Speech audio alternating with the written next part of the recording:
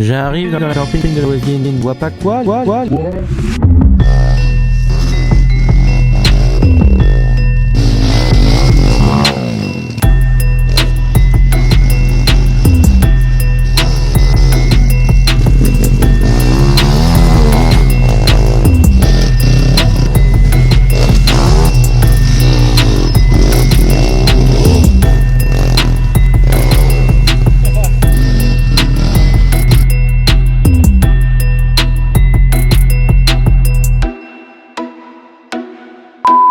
Bonjour les amis, bonjour Abbas. Salam alaikum. Salam alaikum. Aujourd'hui, petite vidéo de qualité les amis, regardez ce qu'on a derrière. Une petite 125CR, là c'est vraiment parti dans le délire, on s'est dit les vidéos mécaniques c'est cool, ça fait rigoler, nous on adore les faire, on adore kiffer, la mécanique c'est vraiment notre délire. Donc on s'est dit on va racheter une vieille moto dans un sale état. Et puis on va se faire une belle rénovation, on va la refaire nickel. Et pareil sur des épisodes. Donc je voulais faire ce genre de petites vidéos. Les suites après des épisodes finis. Par exemple après la 103. Je m'étais dit je ferais une bécane comme ça. Mais j'ai envie de le faire entre les deux. Parce que c'est vrai qu'il y a un petit peu de délai, un petit peu de choses qui prennent du temps. Donc il reste encore 2 épisodes pour la 103. Le remontage complet de la mobilette. Après le roulage, les explications, les tests, etc. Donc encore 2 épisodes. Et là on part sur le premier épisode de la 125CR de 98, attention les amis, premier cadre alu. Là on est sur de la bécane de qualité. Donc voilà, qu'est-ce que tu peux nous lire mon petit babas dessus? À tourne. Donc on l'a acheté comme ça la moto, hein. Là on n'a rien démonté, on l'a acheté, les carénages défaits, voilà on les a là mais ils sont morts, ils sont un petit peu pétés de partout. Donc on l'a acheté en connaissance de cause, radiateur tordu, voilà, on a vu sur place qu'il y avait des problèmes de rayons sur les jantes. Donc on a des endroits où, vu que les rayons ont jamais été resserrés, où ça a ovalisé, il y a même un rayon qui est cassé. Donc ils ont tous un peu du jeu, voilà. Donc l'endroit où, si tu veux, où se met le rayon, tu vois, c'est ovalisé, tu vois. Donc là, bah là, on va démonter le cerclage, on va faire ressouder, tu vois, juste il va quelqu'un qui soude l'alu qui va nous remplir le trou, et puis on va repercer avec une perceuse pour remettre un petit rayon tout neuf. Donc voilà, on va le refaire nous-mêmes, moi je sais rayonner les roues. Donc voilà, qu'est-ce qu'on peut dire d'autre mon petit Babas? Le pot est un peu commé, il y a l'échappement d'Oma. Donc voilà, on voit là vite fait, il est un peu commé, il est tout rouillé dégueulasse, donc à refaire également, donc on va le refaire.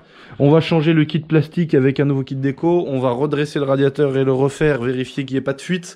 On a démonté sur place chez le client hier, d'ailleurs c'est en allant chercher cette moto que j'ai explosé le moteur du Cayenne, donc on va aussi sortir une vidéo sur ça. on va sortir le blog, voir ce qu'il a. Quand on est sur la bande derrière. Voilà, on a filmé tout direct quand ça a pété, enfin on vous montrera tout ça. Donc on a enlevé les petites protections de fourche pour voir si les joints se fuient pas, heureusement ils fuient pas. Donc voilà, vos programmes, changement du kit plastique, changement des roulements de roues qui sont toutes brayées. Elle démarre, mais il y a un petit bruit de roulement de vélo. Un petit bruit? Un petit bruit. T'es mignon toi? Non, c'est pas un gros bruit, c'est pas un gros bruit. Démarre là, mais en route la voir.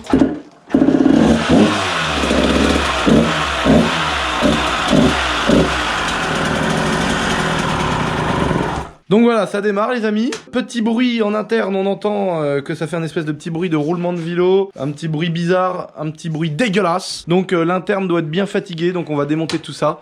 On va regarder ce que ça donne au niveau interne, au niveau moteur, au niveau roulement de vélo.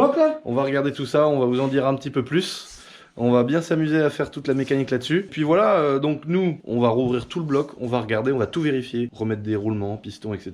Vérifier d'où vient ce petit bruit-là. Et donc le client nous a dit qu'il y avait, enfin le vendeur nous a dit qu'il y avait un problème, c'est qu'il y avait de la mayonnaise dans la boîte de vitesse. Donc c'est certainement le joint speed pompe à eau qui est mort, ou alors un petit carter fissuré. On espère que c'est juste un joint speed, donc on va vérifier tout ça. Et puis après, bah voilà, les roulements de roues qui sont HS, les carénages, vérifier l'amortisseur, tout le côté esthétique, l'échappement à remachiner, les carters à nettoyer, tout refaire. Donc c'est parti les amis, je vous fais un petit accéléré où on dépouille la moto et on se retrouve une fois que le bloc est sur la table et on vous démonte le moteur en direct, on regarde tout l'état interne, on va tout ouvrir. Voilà les amis, à tout de suite.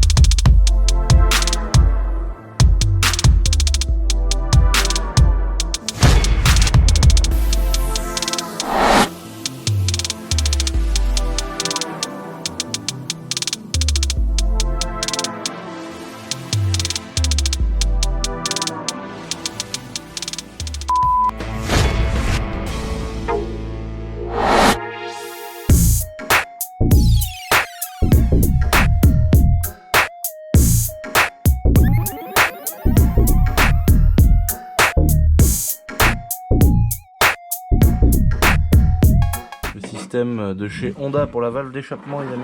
Alors en fait, le petit système qui est ici, ça fait comme un petit vario en fait, si vous voulez, dans le moteur. Et en fonction de l'inertie que va prendre le moteur, ça va venir en fait faire monter la petite cam qui est ici là, tu vois, tac, hop, elle monte ou elle descend, tu vois, comme ça. Je sais pas si on voit bien les amis. Ça fait monter ou pas cette petite cam qui est dedans par un système qui va marcher avec l'inertie. Et tu vois, monter ou pas, ça recule la petite cam qui est là, tu vois, avec le système de vis infini, tout ça, etc. Et en fait, cette petite valve qui est là, plus ça va monter dans les tours, plus la valve elle va reculer, et d'un seul coup elle va s'ouvrir, et c'est là que ça va ouvrir la lumière d'échappement dans le cylindre. Et en fait, c'est ça, c'est une valve à l'échappement.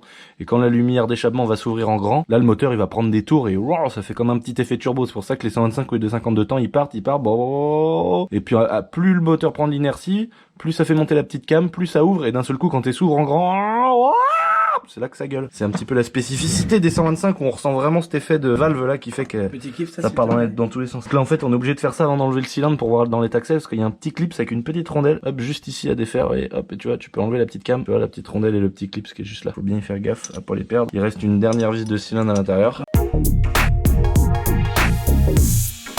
On va déculasser, ça c'est du grand plaisir les amis. On regarde pas le piston. Déjà la culasse. Bon, ça a l'air propre.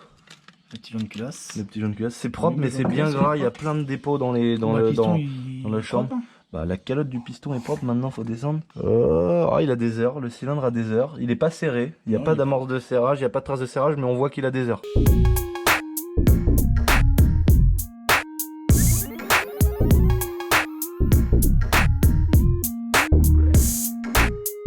Donc là le roulement de pied de bielle les amis là qui est juste ici, donc en fait là il y a un roulement qui tient la bielle, tu vois. Alors le bruit, écoutez.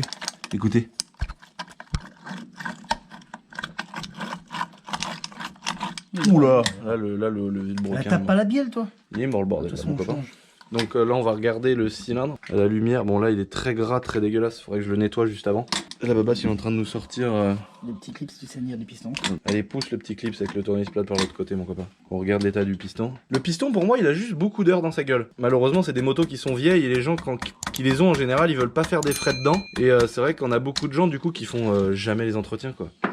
Et là, alors là on voit plein de petites traces comme ça les amis, mais c'est simplement le revêtement noir qui est parti dessus. Donc c'est pas des amorces de serrage ou des trucs comme ça, c'est des traces d'usure. Et il est très lisse, très propre. Oh le bruit!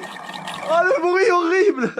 Donc là voilà, le piston, bon il est en bon état, il a pas de serrage, il a pas de truc bien dégueulasse. On voit que le revêtement est parti un peu partout, mais le piston est assez propre, il est pas très vieux. Je sais pas quel code c'est exactement. Donc là par exemple les amis, vous pouvez voir, je sais pas si vous voyez, ça a l'air assez propre.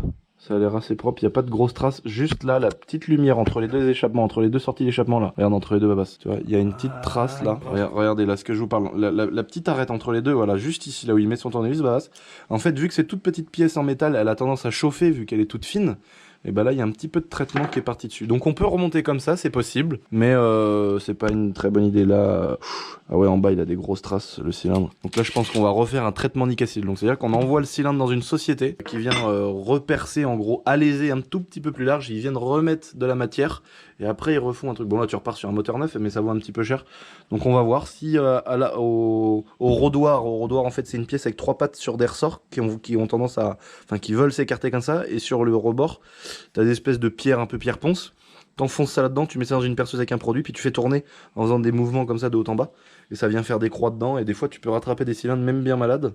Donc on va essayer, et si ça marche pas, on fera un traitement nicacile. Traitement nicacile, c'est ce que je vous disais tout à l'heure, où tu viens remettre de la matière et ramener à l'origine. Bon bah là on a une bielle les amis. On va... Comme sur le caillou. T'es un bâtard, franchement t'es un bâtard.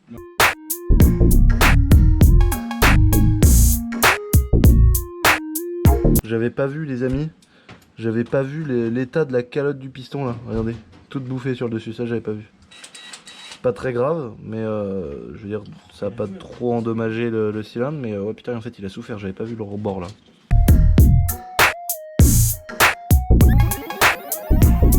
Oh la belle béchamel!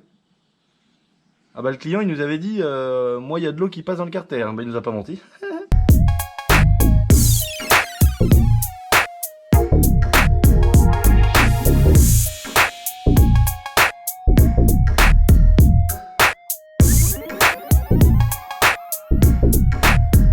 là les amis, au niveau de l'embrayage, je sais pas si vous voyez, donc là c'est les disques garnis. En fait c'est ça qui fait, vous voyez les ressorts que j'ai retirés là sur le plateau.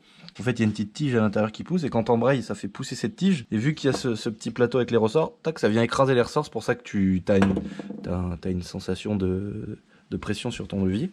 Ça vient pousser les ressorts et en fait entre chaque disque garni t'as des disques lisses. Bon là ils sont collés parce qu'il y avait de l'huile qui est passée dans le moteur. Tu vois, derrière t'as un disque lisse, tu vois.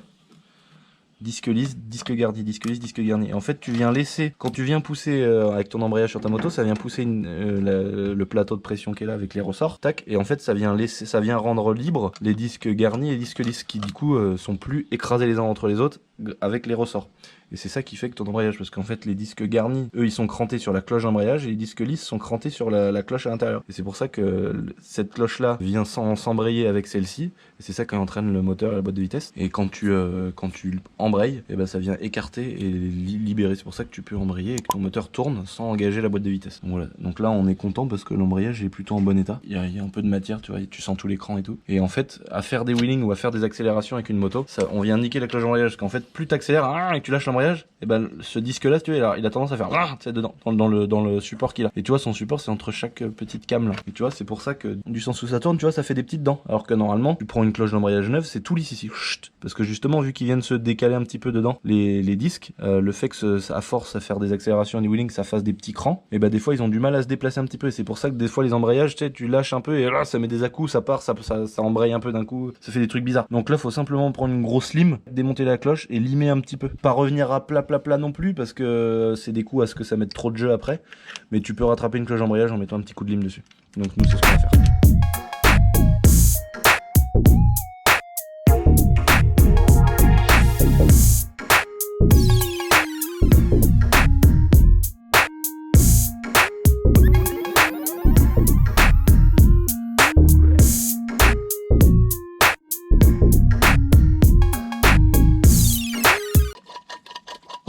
Oh le bruit de la mort. Remarque, donc là on a ouvert le carter moteur en deux les amis. Bien on sort la boîte. Hein. Et là on a la boîte de vitesse accessible. Donc là en fait on a le crabot, c'est là où passe la sélection en fait, tu vois. Et en fait la sélection avec ton pied elle vient déplacer les pignons entre eux, tu vois. Donc là le pignon qui est là, tac, elle vient le déplacer sur les pignons qui sont en face. Regarde les je suis en train de faire on peut faire On a sorti le vilebrequin les amis du carter et on avait dit, quand on l'a acheté on a dit bon, on sent quand même qu'il y a un petit bruit, on va pas se mentir, un petit bruit de vilo. Écoutez-moi ça, oh là, c'est beau d'entendre ça.